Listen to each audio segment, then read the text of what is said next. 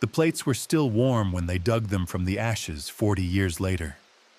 That single detail rewrote everything we thought we knew about the night 83 people walked into a barn in rural Tennessee and never walked out. Our story begins on a humid Saturday evening, June 17, 1961, in the unincorporated community of Cades Mill, Tennessee, population 412. The air smelled of cut hay and diesel exhaust. Dust hung in the golden lights slanting through the gaps in the Harmon family's tobacco barn, a structure that had stood since 1923, its beams darkened by decades of smoke and sweat. The rough-sawn planks radiated the day's heat. Somewhere in the rafters, barn swallows clicked and rustled. Thomas Harmon, 24, and his bride Sarah Vick, 22, had chosen this barn for their wedding reception because the local church hall had burned down that spring. Money was tight. Thomas worked the same 50-acre plot his grandfather had cleared. Sarah taught second grade at the county elementary school. Their combined savings barely covered the marriage license and Sarah's borrowed dress. But the community rallied. Neighbors donated folding chairs, card tables, mason jars for sweet tea.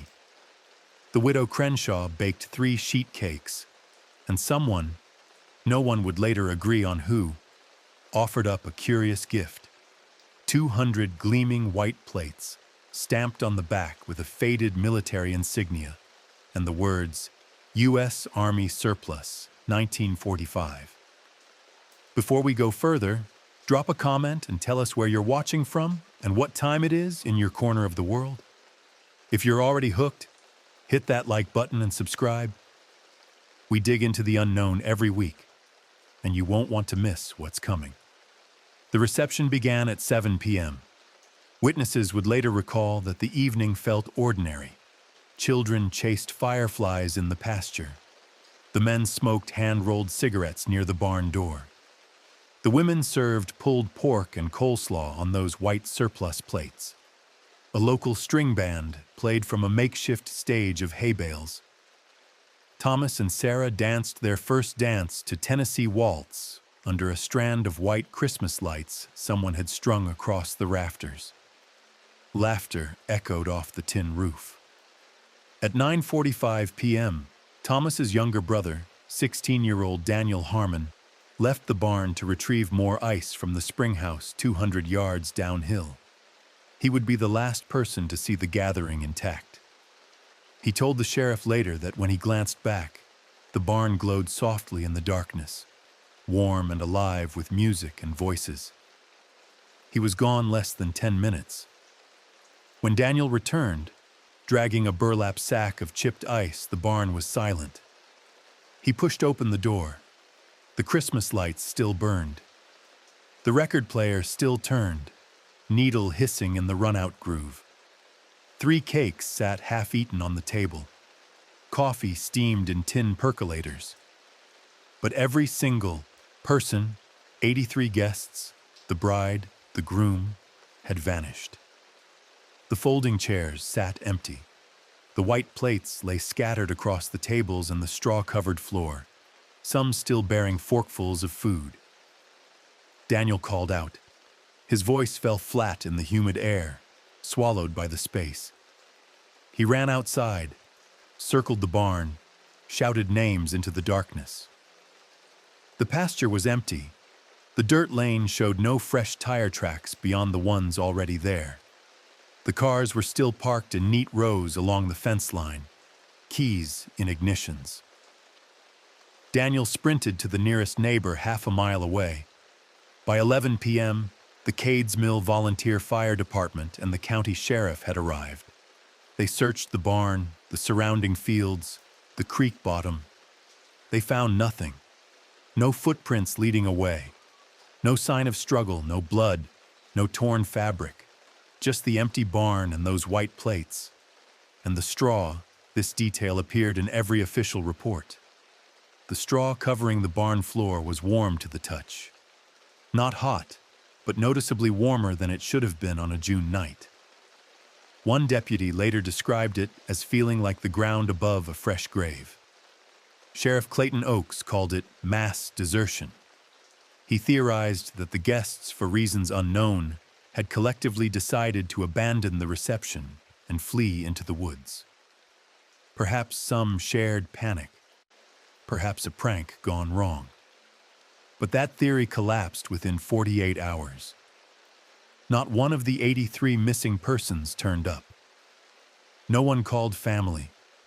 No one appeared in neighboring towns. Bank accounts went untouched. Vehicles remained parked. It was as if they had been lifted from the earth. The case went cold within a month.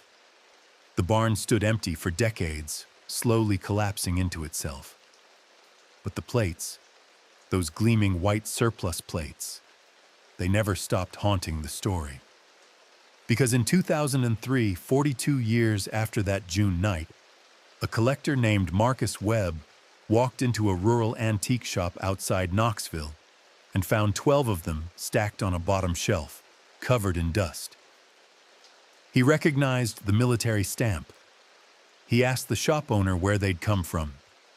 The owner shrugged. Estate sale. Nobody knew the history. Marcus bought all 12 for $15. When he lifted the stack to carry them to his car, he dropped them. Not because they were heavy, because they were hot. Hotter than metal left in the sun. Hotter than any ceramic should be sitting in a dark shop on a cold morning. He wrapped them in a towel and drove straight to the University of Tennessee's materials lab. The thermographic scan would reveal something that shouldn't exist. But before we get to that, we need to understand what really happened in that barn and why the military didn't want anyone asking questions. The military denied ever manufacturing those plates. That denial came 3 weeks after the disappearance, buried in a terse 2-paragraph letter from the Department of Defense to Sheriff Oakes, and it raised more questions than it answered. The investigation in those first frantic days unfolded with the chaotic energy of a small community in shock. By Sunday morning, June 18th, the Tennessee Bureau of Investigation had arrived, along with a federal agent whose name appeared in no official report. The barn became a crime scene, though no crime could be identified. Investigators photographed every inch. They cataloged the abandoned belongings. 72 purses, 41 wallets, wedding gifts still wrapped in newspaper, a baby's bottle half full of formula. They collected the white plates, 147 of them, the rest presumably taken home by early departures before the vanishing, and sent samples to a military logistics office in Nashville for identification. The response arrived on July 8th. The DoD letter stated flatly that the markings on the plates matched no known Army surplus pattern from 1945 or any other year. The stamped insignia was inconsistent with standard military procurement codes. The material composition, a dense ceramic compound, did not match any dishware issued to U.S. forces during World War II. In other words, these plates, despite their official-looking stamps, had never belonged to the military. So where had they come from? Sheriff Oakes retraced the chain of custody. He interviewed every family who'd contributed to the reception. Most remembered the plates arriving the day before the wedding, delivered in 3 cardboard boxes by a man no one could describe. Some recalled him as tall and thin. Others said he was stocky, middle-aged. One witness swore he drove a green truck. Another remembered a black sedan. The only consistent detail, he'd said the plates were a community donation and left before anyone could thank him properly. No name, no receipt, no return address on the boxes. The boxes themselves had already been discarded, burned in a trash pile the morning after the wedding. Thomas Harmon's mother, Eleanor, told investigators she'd felt uneasy about the plates from the moment she saw them. too white," she said in her statement, "like they'd never been used, and cold to the touch, even sitting in the sun." She'd mentioned it to Sarah, who'd laughed and said they were lucky to have them. Eleanor never brought it up again. Guilt would eat at her for the rest of her life. Meanwhile, the families of the missing refused to accept desertion as an explanation. How could 83 people, including a nursing mother, 2 men with war injuries, and a 78-year-old woman who used a cane, vanish into the woods without a trace? The surrounding forest was searched by volunteers and bloodhounds. The Tennessee River was dragged. Caves were explored. Nothing. By August, the media had picked up the story. Life magazine sent a photographer. The barn appeared in a 2-page spread under the headline, "Tennessee's Twilight Zone. Theories multiplied. Mass hysteria. Chemical leak. Alien abduction. Soviet experiment. Each more desperate than the last." They never considered the plates might be a door. The case file was closed in 1964, marked unsolved.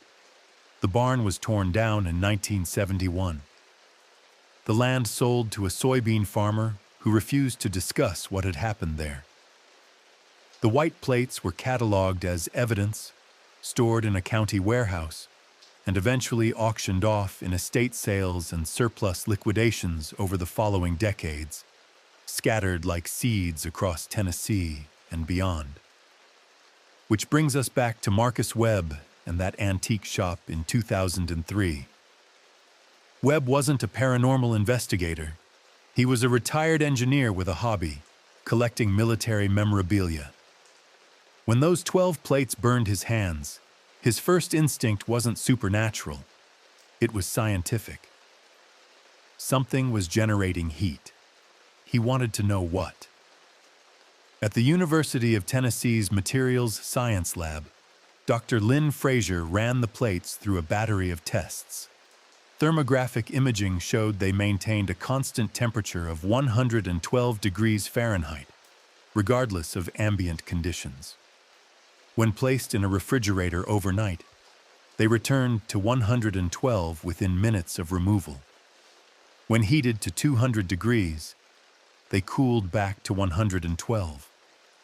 The temperature was locked, as if something inside the ceramic matrix was actively regulating it. Dr. Frazier's report, a copy of which Marcus Webb provided to a podcast in 2018, noted anomalous electromagnetic signatures within the material. The plates emitted low-frequency radiation in a pattern that didn't correspond to any known decay chain. More troubling, the ceramic contained trace elements, isotopes of cerium and praseodymium, that shouldn't exist in dishware. Those elements are byproducts of nuclear fission. Someone had baked radioactive material into decorative plates and passed them off as army surplus. But radiation doesn't make people vanish. It makes them sick. So what had those plates actually done to the people eating off them for 3 hours that June night? Dr. Frazier couldn't answer that. The university quietly distanced itself from the findings. Marcus Webb tried contacting other families who might have purchased plates from the original batch. He found 3. One woman in Memphis who'd used hers as flower pot saucers, a man in Chattanooga who'd inherited a set from his grandmother, and a estate sale dealer in Asheville who'd resold dozens over the years. All confirmed the same impossible heat. None could explain it. And then, in 2007, Marcus Webb stopped returning calls. His house in Knoxville was found empty. His car in the driveway. His notes on the plates. Gone. Local police filed a missing persons report. It went nowhere. The 12 plates he'd tested returned to his home by the university, where they sat on his kitchen table. When his sister finally entered the house 6 months later to settle the estate, she found them still there, still warm. She donated them to Goodwill the same day, terrified and desperate to be rid of them. The Goodwill clerk logged them into inventory. By the next morning, they'd been purchased. The receipt showed a cash sale. No name. But the story doesn't end with missing plates and missing people. Because in 2011, a historian digging through recently declassified Army documents stumbled onto something that connected Cade's Mill to a much darker thread, one that stretched back to the end of World War II and a Nazi research program the Allies thought they'd buried. The name buried in those declassified files was Operation Ceramic Orchid. That operation, initiated in 1946 and officially terminated in 1952, had nothing to do with dishes and everything to do with making things disappear. Dr. Helena Voss was the historian who found it. A specialist in Cold War-era military experiments, she'd been researching Project Paperclip, the covert program that brought Nazi scientists to America after the war, when she noticed a pattern in the procurement records. Between 1946 and 1951, the Army Medical Research Division requisitioned unusual materials, rare earth ceramics, isotopes typically reserved for nuclear research, and industrial quantities of kaolin clay from a single quarry in North Carolina.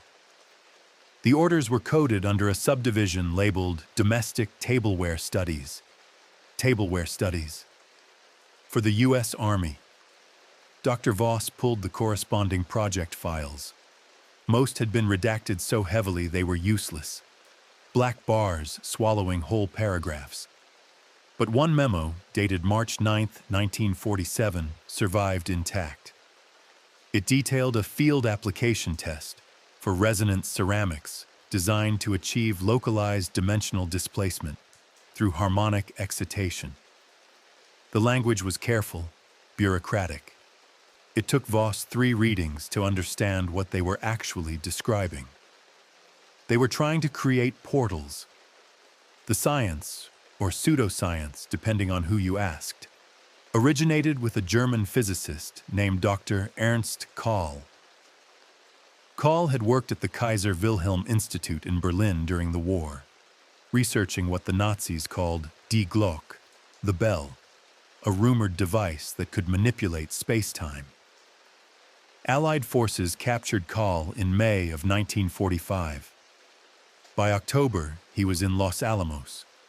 By 1946, he had funding and a lab in Oak Ridge, Tennessee. Kahl's theory hinged on resonance.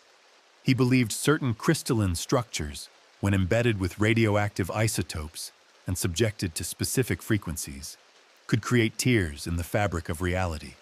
Small, temporary, but real. His early experiments used quartz. The results were inconclusive. Then someone suggested ceramic. Ceramic held heat.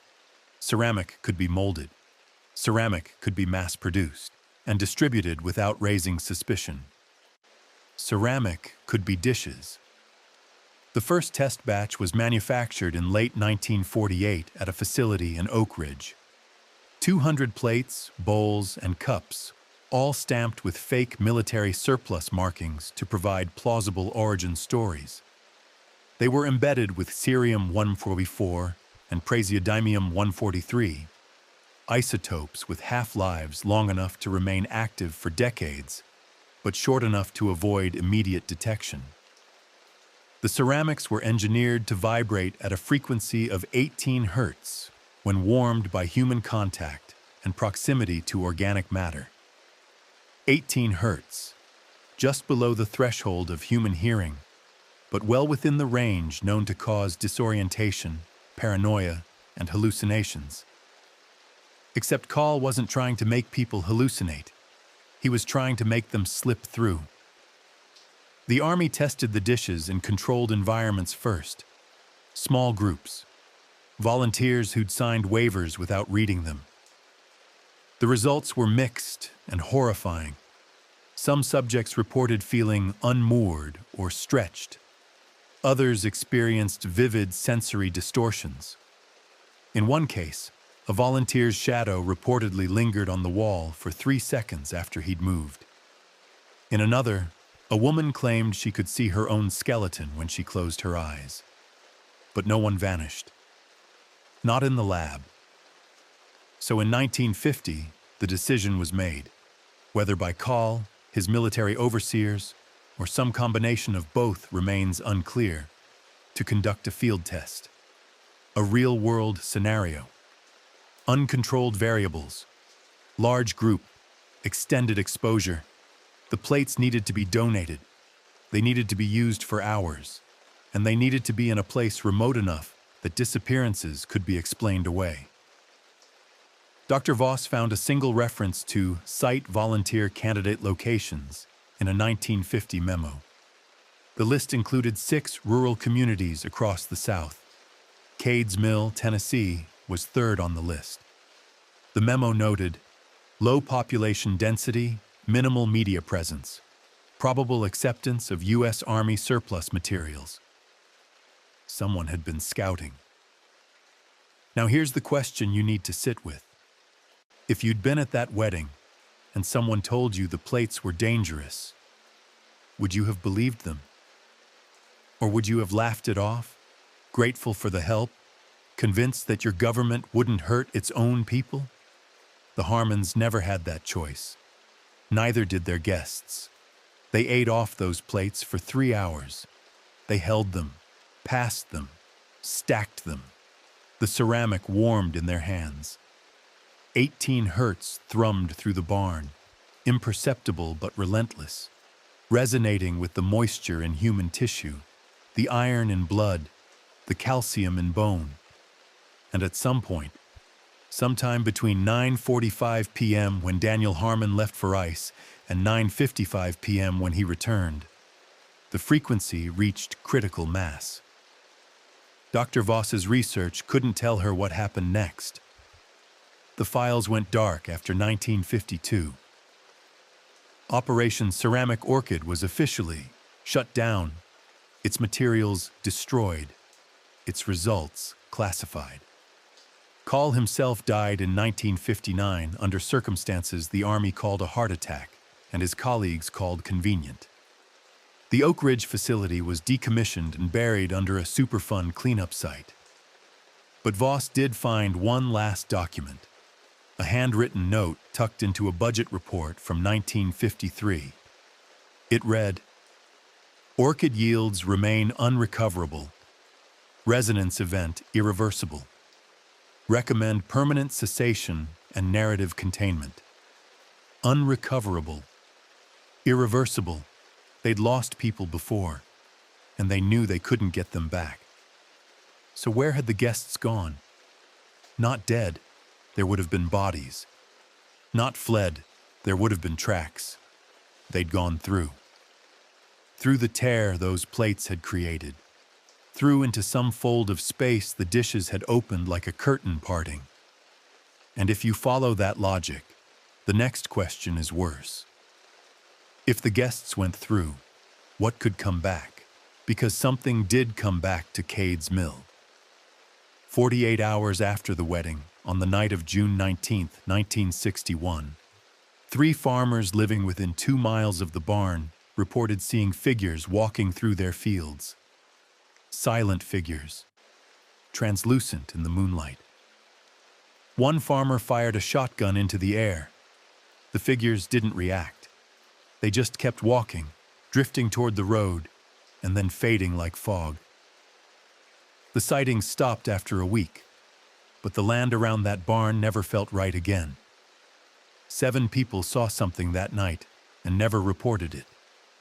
That number comes from a private investigator named Raymond Dulles, who began poking into the Cades Mill case in 1998, 37 years after the fact, driven by a personal connection he wouldn't disclose until much later. Dulles was methodical. He tracked down surviving family members of the vanished, reviewed property records, and cross-referenced every scrap of local newspaper coverage from June of 1961. What he found wasn't a conspiracy of silence. It was something quieter, and more insidious. People had seen things, strange things, but they'd convinced themselves not to speak. His first interview was with Marjorie Pence, who in 1961 had been Marjorie Kemp, age 14, living on a farm adjacent to the Harmon property. She remembered the night clearly, too clearly. She'd been in bed, window open to catch the breeze, when she heard music drifting from the barn a quarter-mile away. Then, around 10 p.m., the music stopped. She heard nothing for several minutes, and then she heard screaming, just one voice, high and sharp, cut off abruptly. She sat up, looked out her window. The barn was glowing, she told Dulles, but not with electric light. It pulsed, she said, like a heartbeat made visible. Her father had heard it too. He'd gone to the window, looked toward the Harmon place, and then closed the curtains. "None of our business," he'd told her. "Go to sleep." She never asked him about it again. He died in 1983 without ever mentioning that night. None of our business. Dulles found the same refrain in interview after interview. People had seen the light, heard the sounds, noticed the silence that followed. But rural Tennessee in 1961 operated on a code. You minded your own. You didn't pry. You didn't cause trouble. And you certainly didn't report strange things to authorities unless you wanted to be known as the town eccentric.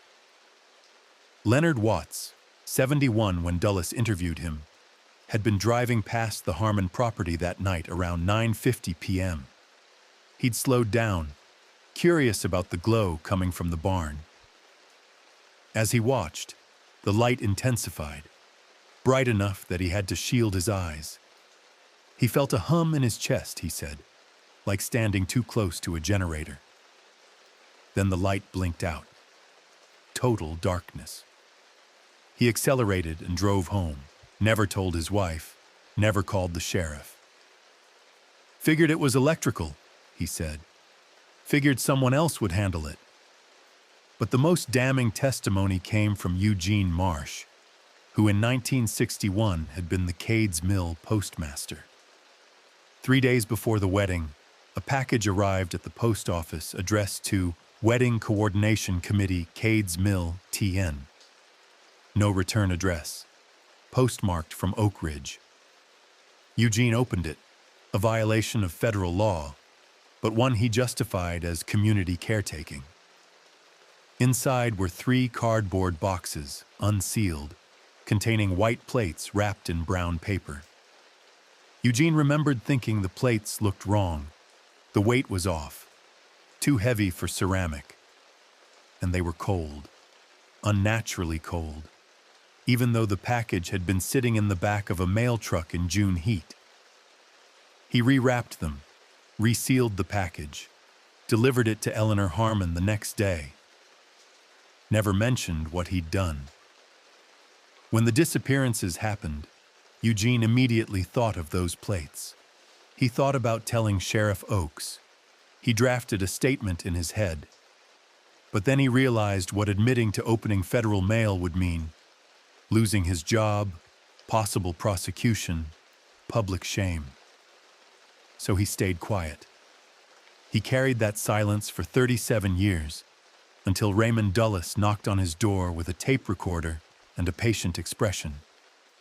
"I killed them," Eugene said on that recording, his voice breaking. "I knew something was wrong, and I did nothing." Dulles tried to reassure him. But how do you reassure someone whose inaction might have cost 83 lives? The investigator documented 6 other witnesses who'd seen, heard, or felt something anomalous that night. A teenager who'd noticed the barn's shadow looked wrong, too long, too dark, stretching in the wrong direction. A woman who'd driven past at 10:15 p.m. and sworn the building was folding in on itself before she blinked and it looked normal again.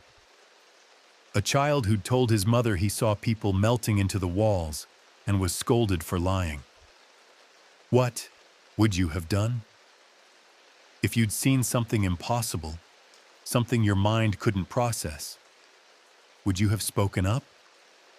Or would you have done what humans have done for millennia? Convinced yourself you'd imagined it, that it was a trick of light, that it wasn't your problem? Because that's the real horror of Cade's Mill.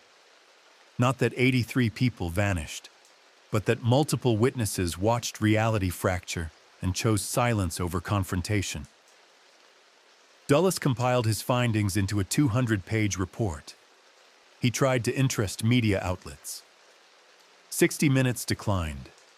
Unsolved mysteries declined. Even fringe paranormal shows passed. The case was too old, too obscure, too weird. He self-published the report in 2001 under the title The Cade's Mill Erasure. It sold fewer than 300 copies, but one of those copies ended up in the hands of someone who recognized the description of the plates.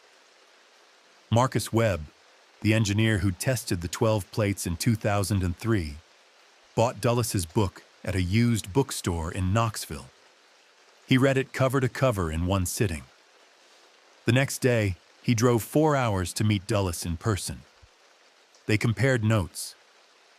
Webb shared Dr. Fraser's lab results. Dulles shared his witness interviews. Together, they began to piece together a theory. The plates weren't just radioactive. They were receivers, tuned to something.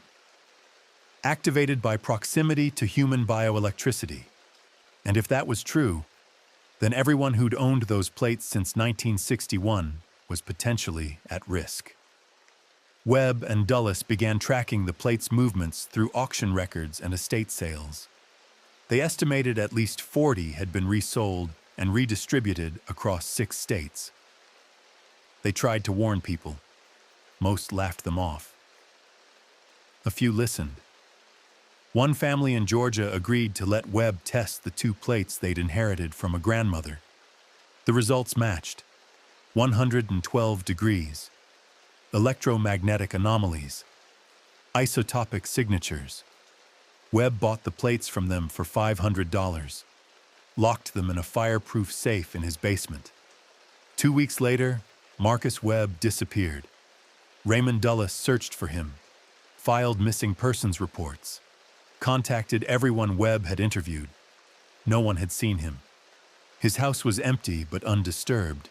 His car in the driveway, his wallet on the kitchen counter, and in the basement, the fireproof safe, still locked, still intact. Dulles hired a locksmith. They opened the safe. The plates were gone, not stolen. The safe hadn't been tampered with. The lock hadn't been picked. The plates had simply ceased to exist inside a sealed steel box, as if they'd never been there at all. Dulles stopped investigating after that. He moved to Oregon, changed his phone number, refused all interviews. In 2016, a paranormal researcher finally tracked him down. Dulles agreed to a single phone call. His last words on the recording: "I found out why they stayed silent. Because some things, once you see them, start seeing you back." He died 6 months later. Natural causes, according to the death certificate. Sarah Harmon came back in 1994, or something wearing her face did.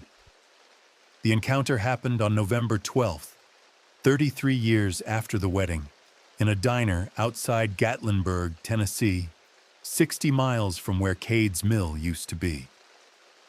A waitress named Patricia Lowell was working the late shift when a woman in an outdated wedding dress walked through the door at 2:30 a.m. The dress was white, tea-length, with lace sleeves. Styles from the early 1960s. It looked freshly pressed. Patricia would later tell police the woman moved strangely. Like she was remembering how to walk, she said in her statement. The woman sat at the counter, didn't speak. Patricia approached with a menu. The woman looked up, and Patricia saw her face clearly under the fluorescent lights. Mid-20s, dark hair pinned in a style no one had worn in decades, eyes that didn't blink. "Can I get you something?" Patricia asked. The woman opened her mouth.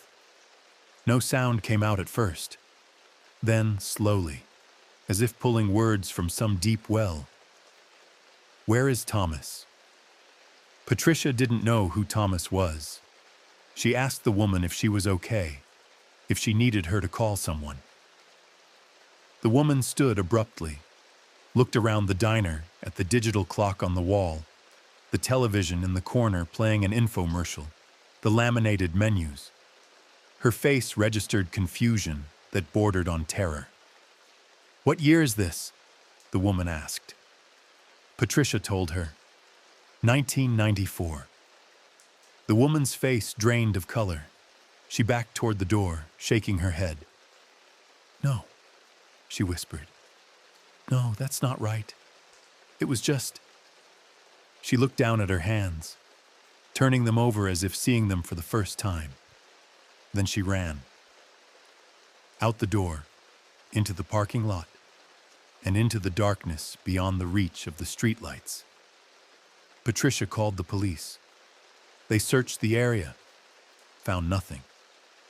But when they came back to take Patricia's statement, she showed them something the woman had left behind. A white cloth napkin she'd been clutching. The napkin was embroidered in one corner with two initials, S.H. Sarah Harmon. The Gatlinburg police didn't connect it to Cade's Mill. Why would they? The case was 33 years cold, barely remembered outside the families directly affected.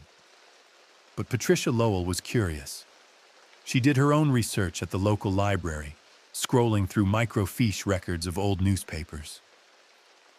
When she found the story, the wedding, the disappearances, the bride named Sarah, she called the Tennessee Bureau of Investigation. They were polite but dismissive. Probably a coincidence. Probably someone playing a prank. They took her statement, filed it, did nothing. But Sarah wasn't the only one who came back. The intervals were wrong. Between 1994 and 2009, 14 separate sightings were reported across Tennessee and neighboring states. People matching descriptions of the original 83 vanished guests. Each appearance followed the same pattern: disorientation, outdated clothing, questions about the year, or requests to find someone by name. Each person fled before authorities could arrive, and each left behind some small object: a handkerchief, a wedding program, a woman's glove, a man's tie clip. In 1997, a gas station attendant in Knoxville reported serving a man in a Korean War uniform who paid with coins dated 1961. The man asked for directions to Cade's Mill. When the attendant told him Cade's Mill didn't exist anymore, the man became agitated, insisting he'd just been there an hour ago for his nephew's wedding. He drove off in a pickup truck. License plate records showed the truck had been registered to a man named Howard Vick, Sarah Harmon's uncle, who'd been among the missing. In 2002, a woman walking her dog in the Great Smoky Mountains encountered a small group of people sitting in a clearing, all dressed in formal 1960s attire. They were arranged in a circle, holding white plates in their laps. When she called out to them, they turned in unison.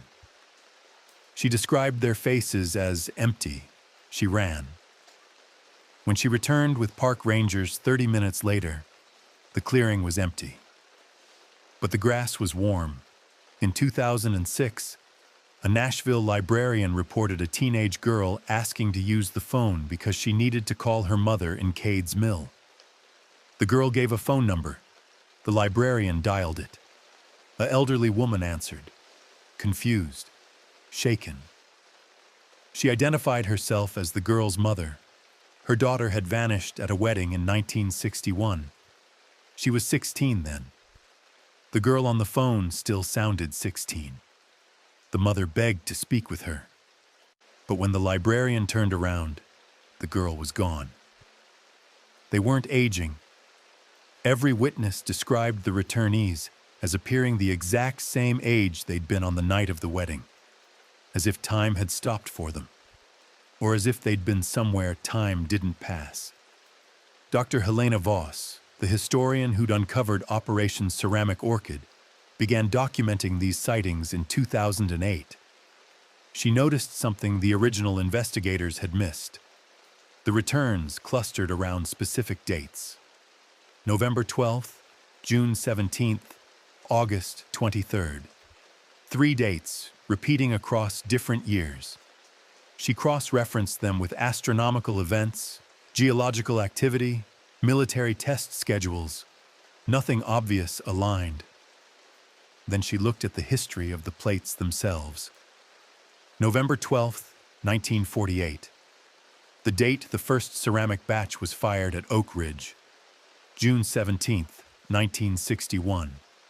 The date of the wedding. August 23rd, 1950. The date Dr. Ernst Kahl first successfully recorded dimensional fluctuation in a laboratory setting. The returns weren't random. They were echoes, anniversaries of resonance events.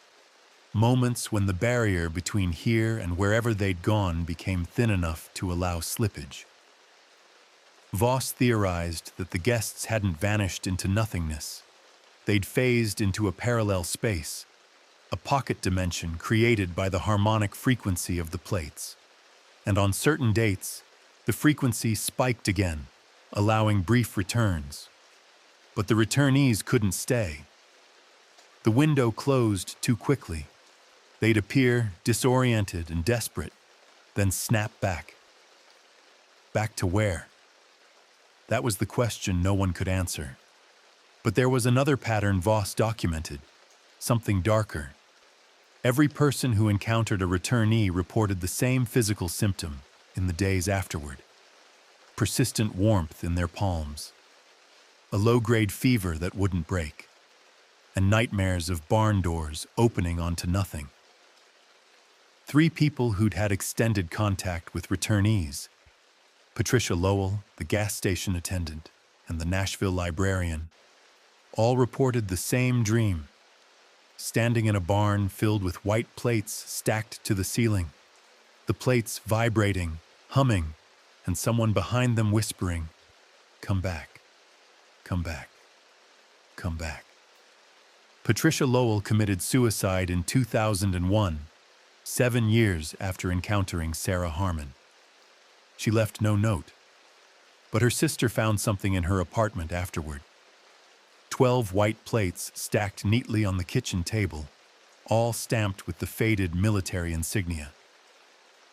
The gas station attendant, whose name was never released publicly, disappeared in 2003. Same pattern as Marcus Webb: empty house, no signs of struggle. The Nashville librarian moved to Alaska in 2010 and refused all further contact. They weren't just coming back. They were pulling people toward them, drawing them through. The plates weren't just portals, they were lures. And the most terrifying detail? Thermal imaging conducted on the sites where returnees had been spotted showed residual heat signatures in the ground, patterns of warmth that formed shapes. Human shapes, dozens of them. As if people were standing just beneath the surface, waiting. The man who knew where all the plates were died without telling anyone. His name was Vincent Moreau, and he didn't surface until 2017, 56 years after the wedding. A freelance journalist named Casey Dunn stumbled onto him while researching a completely different story. A series of unexplained house fires across the South, all involving antique dealers. 7 fires in 3 years. No fatalities, but every building burned to the foundation. Arson investigators found no accelerant, no clear point of ignition, just intense, focused heat that started in storage rooms. Casey noticed something connecting 5 of the 7 dealers. They'd all recently acquired military surplus dishware, white plates, 1940s-era stamps. She started making calls, found Vincent Moreau's name in an estate sale catalog from 2015. He'd sold off a collection described as vintage military tableware, approximately 200 pieces. The buyer was listed as private collector. Casey tracked Moreau to a small house outside Asheville, North Carolina. He was 81, living alone, and when she knocked on his door with questions about the plates, he went pale. He tried to close the door. She put her foot in the gap, told him she knew about Cade's mill. That got his attention. He let her in. The house was sparse. No photographs, no decoration. But in the basement, locked behind a steel door that Moreau opened with shaking hands, Casey found a room that looked like a bunker. Metal shelves lined every wall, and on those shelves, wrapped in fireproof blankets, stacked in temperature-controlled cases, were plates. Hundreds of them, all white, all stamped with the faded Army insignia. "I've been collecting them for 40 years, Moreau told her. His voice was hoarse, as if he hadn't spoken to anyone in months. "Buying them back, everyone I can find, keeping them out of circulation." He wouldn't say why, not at first. Casey spent 3 days interviewing him. What emerged was a confession that explained decades of strange patterns and revealed just how deep the contamination had spread. Vincent Moreau had been a logistics officer at Oak Ridge in 1951. Low level. He'd never worked directly on Operation Ceramic Orchid, but he'd processed the paperwork. Shipping manifests, inventory logs. He'd seen the ceramic batches leave the facility, marked as surplus and destroyed. But the numbers hadn't matched. More plates were manufactured than were accounted for in destruction reports. Someone was skimming product, selling it off, making money from government research. Moreau kept quiet. It wasn't his job to audit. But when Cade's mill happened, when he heard about the wedding, the vanishings, the white plates, he knew. He'd helped create the paper trail that put those plates into civilian hands. He hadn't known what they were, hadn't known what they'd do. But ignorance, he told Casey, wasn't innocence. So in 1963, 2 years after the wedding, he started tracking the plates. He memorized the lot numbers, the shipment destinations, the auction houses that had received surplus ceramics. He retired early from Oak Ridge, used his pension to travel, bought every plate he could find at estate sales, antique shops, flea markets. He spent everything, lived on nothing. 273 plates. That's how many he'd recovered by 2017. But the original batch, according to his records, was closer to 500. More than half were still out there. Moreau showed Casey his logs, spiral notebooks filled with addresses, dates, purchase prices, names of people who'd owned plates, and what had happened to them afterward. Casey counted 47 names marked with a red X. She asked what the X meant. "Missing," Moreau said, "or dead, or worse." "Worse?" He showed her another notebook. This one contained witness statements he'd collected over decades. People who'd owned plates and reported strange experiences, dreams of barns, voices calling their names, shadows that moved wrong. And in a dozen cases, full-blown disappearances identical to Cade's mill, people who'd hosted dinner parties using the plates, people who'd vanished from locked rooms, leaving behind only residual heat. The fires Casey had been investigating? Moreau thought those were containment attempts. Someone else, military, government, private contractor he didn't know, was also tracking the plates. But their method wasn't collection. It was destruction. burn the building, destroy the evidence, cover the trail. They've been cleaning up the experiment for 60 years, Moreau said, and they're getting more aggressive.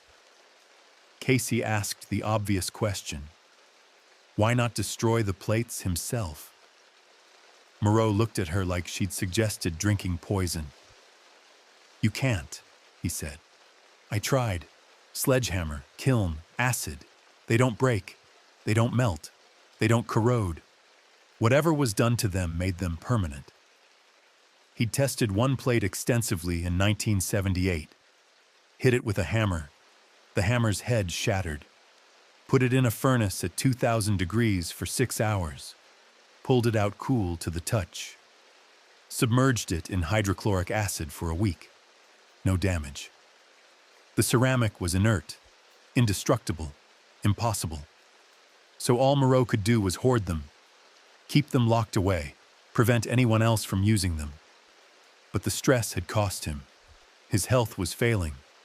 He had no family, no one to pass the collection to, and he was terrified of what would happen when he died.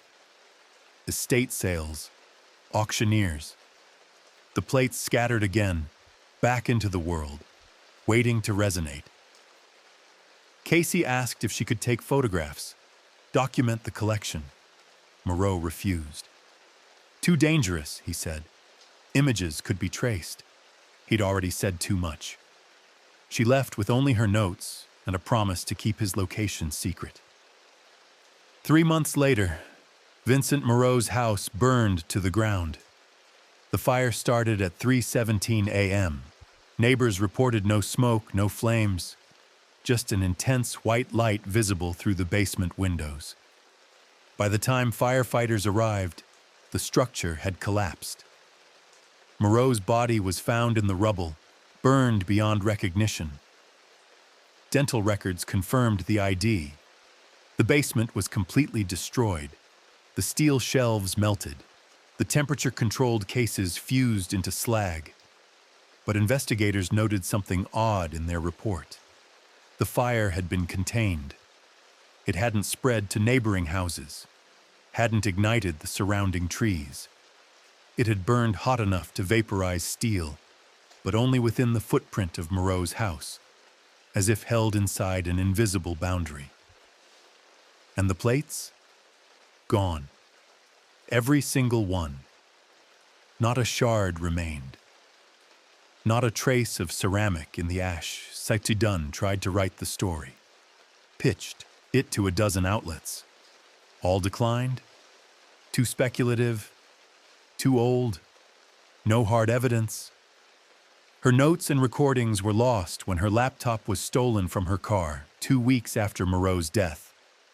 She rewrote what she could from memory, posted it on a personal blog. The blog was taken down within 48 hours for terms of service violations. She gave up journalism after that. Moved to Maine, works at a bookstore now. But in 2022, she agreed to an interview with a podcast called Liminal Histories. Near the end, the host asked if she thought Moreau's death was an accident. Nothing about those plates was ever an accident, she said. And then she said something that didn't make it into the final edit, but survived in the raw audio files. The host had asked, "Do you think people are still disappearing?" Casey's response, "I think people never stopped. We just stopped looking." Because here's what no one wants to admit. How many missing persons cases involve dinnerware we don't think to check?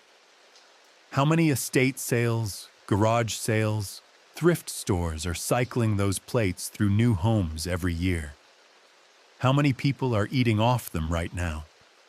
Feeling that inexplicable warmth, hearing that frequency just below conscious perception. The official count of Cade's Mill victims is 83. But if Moreau was right, if half the original batch is still circulating, the real number could be in the hundreds, and they're all still out there, waiting in locked rooms, phasing through on anniversary dates, trying to come back, or trying to pull us through. The barn is gone, but the glow still appears.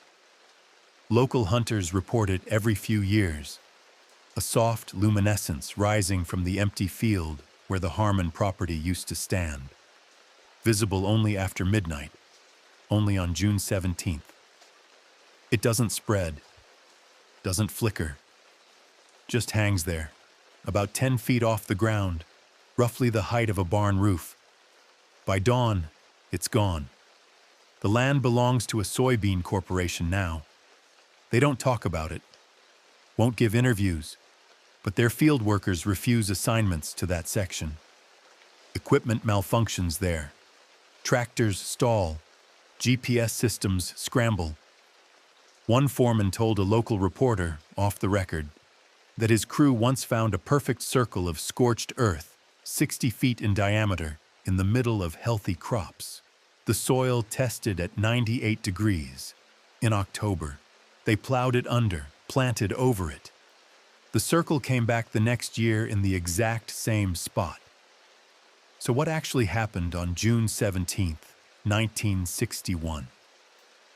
We followed the evidence, the impossible plates, the classified experiments, the decades of returns and disappearances. But the ultimate question remains unanswered, perhaps unanswerable. Did 83 people die that night? Or are they still alive, somewhere, trapped in a frequency we can't perceive? Dr. Helena Voss, before her own disappearance in 2013, proposed a theory she called resonance entanglement. The plates, she argued, didn't create a door to another dimension. They transformed the people themselves. At that critical moment, when enough thermal mass accumulated, when enough human bioelectricity intersected with the ceramic frequency, the guests' molecular structure shifted. They became part of the resonance, not dead, not transported, changed, existing simultaneously in multiple states, here and not here, then and now. That would explain the returns. They're not traveling back. They're flickering into visibility when the frequency aligns, like a radio station drifting in and out of range. The guests are always broadcasting. We can only receive them on certain dates, in certain conditions. And the plates? Voss believed they were anchors, physical nodes that held the connection open. As long as even one plate existed in our reality, the entanglement persisted. The guests couldn't fully die because part of them remained tethered to those indestructible ceramics. Vincent Moreau's collection might have been the cruelest mercy. By hoarding the plates, he prevented new disappearances, but he also trapped the original victims in their loop, unable to move forward, unable to fade. When his house burned and the plates vanished, melted, destroyed, or simply phased into the same nowhere as the guests, did that finally release them? Or did it strand them permanently? No one knows. The returns stopped after 2017. No new sightings, no more warm handprints. The frequency, if it ever existed, has gone silent. But silence isn't the same as gone. In 2023, a construction crew broke ground on a new development outside Knoxville. Luxury condos, mountain views. The site had been vacant farmland for decades. On the third day of excavation, a backhoe operator hit something solid 12 feet down. Not rock, not clay, ceramic. The crew uncovered a layer of broken plate fragments, hundreds of them, spread across 30 square feet of subsoil, all white, all stamped with the same faded Army insignia. The developer ordered them removed and dumped. The fragments were hauled to a landfill in Knox County. 3 weeks later, the backhoe operator, a man named Curtis Hale, called in sick. His wife found him in the garage at 2 a.m., staring at the wall, whispering to someone who wasn't there.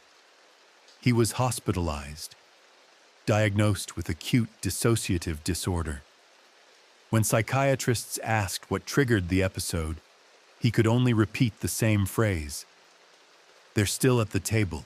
They're waiting for the cake. Curtis recovered, was released, quit his job, moved to Montana. But 6 other members of that construction crew reported similar experiences over the following months. Vivid dreams of weddings, sensations of heat in their palms, voices calling names they didn't recognize. The development was completed, 24 units, all sold, and in the first year, 3 separate residents reported strange phenomena. Shadows that didn't match the furniture, cold spots that hummed at a frequency just below hearing, and the persistent smell of diesel and hay, the smell of a barn in summer. One couple had their apartment blessed by a priest. Another installed electromagnetic field detectors. A third moved out after their daughter started drawing pictures of people in old-fashioned clothes standing in a circle, holding plates. The Homeowners Association banned all discussion of the incidents. Property values were at stake. But you can't bury a frequency. You can pave over it, build on top of it, pretend it's not there. But if the resonance was real, if Call and his team actually succeeded in tearing a hole through the fabric of reality, then that hole doesn't close just because we stop looking at it. The Cades Mill wedding never ended. It's still happening, somewhere in the folds of space-time, locked in an eternal June evening. The guests are still arriving. The music is still playing. And somewhere, Thomas and Sarah Harmon are still dancing their first dance, unaware that they'll never dance the last. And the plates, however many remain, wherever they're hidden, buried, or forgotten, are still warm, still resonating, still waiting for the next person to pick one up and set the table. 20 years from now, someone will buy a white plate at a yard sale. They'll notice it feels warmer than it should. They'll shrug it off, use it for dinner. And on a specific night, on a specific anniversary, when the frequency aligns just right, they'll hear it. Distant music, laughter, the sound of a barn door opening, and they'll have a choice. Ignore it, or step through. Most will ignore it, convince themselves it was nothing, a trick of the mind, stress, exhaustion. But some, a very few, will follow the sound, will walk toward the glow they see in the distance, and when they reach it, they'll find themselves standing at the threshold of a barn that shouldn't exist, filled with people who haven't aged in 60 years, all turning to look at them with hollow, pleading eyes.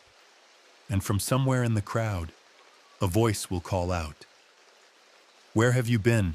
We've been waiting for you. The cake is almost ready." The legend says this: on June 17th every year, if you drive through the back roads of eastern Tennessee at midnight, you might see a light in a field where no building stands. If you stop, if you walk toward it, you'll hear the music.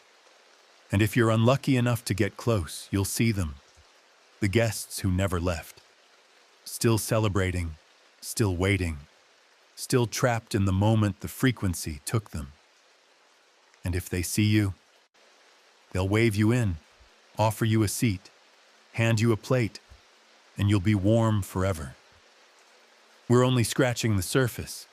The next case is even darker. Subscribe before it drops.